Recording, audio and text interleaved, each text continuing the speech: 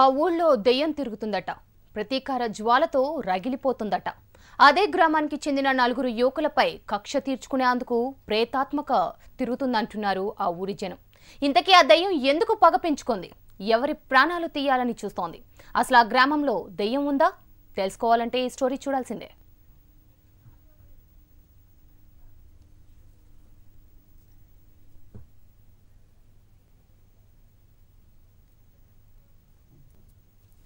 జిల్లా జమ్మలమడుగు పరిధి కన్నెలూరి గ్రామం. ఇప్పుడు ఈ గ్రామాన్ని ఓ భయం వెంటాడుతోంది. ప్రజలు బిక్కుమంటూ బతకడానికి కారణం దెయ్యం. ఈ రోజుల్లో కూడా దెయ్యాలేంటి అంటారా? ఊరి జనానికి కలిగిన అనుమానం దెయ్యం రూపంలో వెంటాడుతోంది. అర్ధరాత్రి అయితే చాలు ఆ ఊరి జనానికి కాళరాత్రి, నిద్రపోతే ఒట్టు. ప్రతి క్షణం భయమే. ఇళ్లలోకి దెయ్యం రాకుండా ఉండేందుకు మంత్రించిన తాయెత్తులు గుమ్మాలకు కట్టుకుంటున్నారు. కన్నెలూరు గ్రామంలో ఒక 15 రోజుల నుంచి దయ్యం ఉంది అనేది ఒక వార్త వచ్చింది. ఆ వార్త ఎట్లా వచ్చిందంటే అక్కడ సోడమ్మ దేలం దిక్కు ఎవరో జిష్టి తీసి వేసినారు.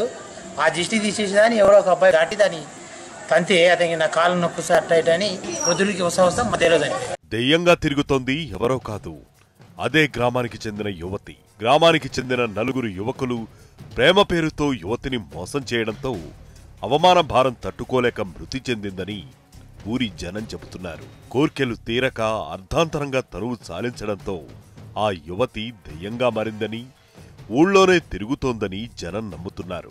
మోసం చేసిన యువకుల్ని చంపేందుకే గ్రామాన్ని పట్టి పీడిస్తోందని అనుమానం వ్యక్తం చేశారు. తమ భయానికి కొన్ని కారణాలను చూపుతున్నారు. చలాకీగా తిరిగే యువకుడు ఉన్నట్టుండి అనారోగ్యంతో మంచాన పడి మరణించడంతో వారి అనుమానాలు మరింత రెట్టింపయ్యాయి. ఈ పరిస్థితుల్లో ఊరి జనం ఓ నిర్ణయం తీసుకున్నారు. దెయ్యాన్ని ఊరి నుంచి పంపించేందుకు ప్రయత్నాలు చేశామన్నారు. యువతికి చెందిన వస్తువులన్నింటినీ ఒక సంచిలో వేసి 3 రోడ్లు కలిసే చోట వేస్తే ఆ సంచిని ఓ యువకుడు తెరిచి చూశాడని, అప్పటినుంచి అతను అనారోగ్యంతో మంచాన పడ్డాడని భయంతో చెబుతున్నారు.